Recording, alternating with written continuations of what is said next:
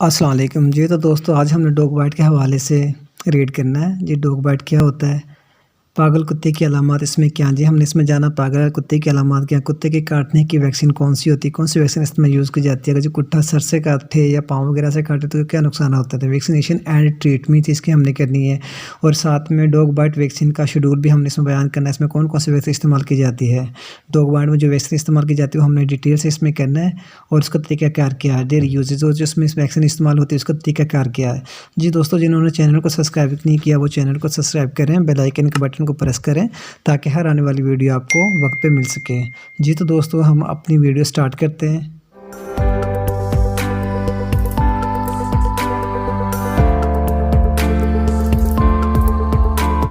जी। तो दोस्तों हमने आमतौर पर जो आता है हमारे पास डॉग होता है, आमतौर पे नॉर्मल हालत में होता है। इसको ज़्यादा छेड़ने से या कोई मतलब छेड़खानी करने से ज़्यादातर मसला बनता है, ये डॉग फिर बाइट करते हैं तो फिर इससे इन्फेक्शन हमारे जिस्म के अंदर मुंतकिल हो जाती है। ये इन्फेक्शन अगर कुत्ता पागल हो तो फिर इससे इन्फेक्शन का ज़्यादा मसला बनता है। आमतौर पर जो कुत्ता काट ले तो इसका जो हमने साफ़ जो नल का पानी होता है ताज़ा पानी से उसको वाश करना होता है। तो इसको हमने तकरीबन 5 मिनट तक वाश करना है। इसमें हम जो साबुन यूज़ कर सकते हैं आमतौर पर लाड़ो साबुन, कपड़ा धोने का जो साबुन इस्तेमाल होता है उसको इससे आप इसको जरासीम को रिमूव कर सकते हैं, साफ़ कर सकते हैं। उसके अलावा जी हमने इसको अच्छी तरह से वाश करना है ताकि इसका जो जरासीम है डॉग बाइट के वो आसानी से रिमूव हो सकें।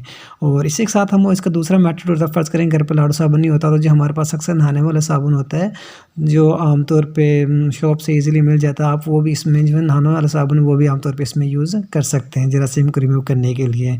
तो इससे स्लाइट होगा, इससे होता है कि स्टरलाइजेशन का अमल इससे बरकरार रहता है और जो हमारे पास जो एंटी रेबीज़ जो होती है हमारे पास वैक्सीन, वो इसमें आसानी से हम यूज़ कर सकते हैं और जो रेबीज़ के जरासीम होते हैं वो इससे रिमूव हो जाते हैं।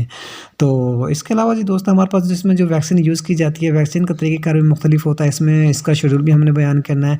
इसमें जो हमारे पास वैक्सीन रेबी वैक्सीन आमतौर पे इस्तेमाल की जाती है। डॉग आमतौर पे छेड़खानी करने से ज़्यादा मुतासिर होते हैं। उसके अलावा जो हमने इसमें इंजेक्शन लगाना होता है वो डेल्टाइल मसल में, हमेशा याद रखना डेल्टाइल मसल में इसके इंजेक्शन लगाए जाते हैं और इससे कोई मसला नहीं बनता जी। हाँ, हम इसमें जो वैक्सीन यूज़ करते हैं वो वैक्सीन हमारे पास पाकिस्तान में बिल्कुल आसानी से मिल जाती है। इसकी प्राइस मुख्तलिफ होती है, इसका शेड्यूल है तरीक़ाकार।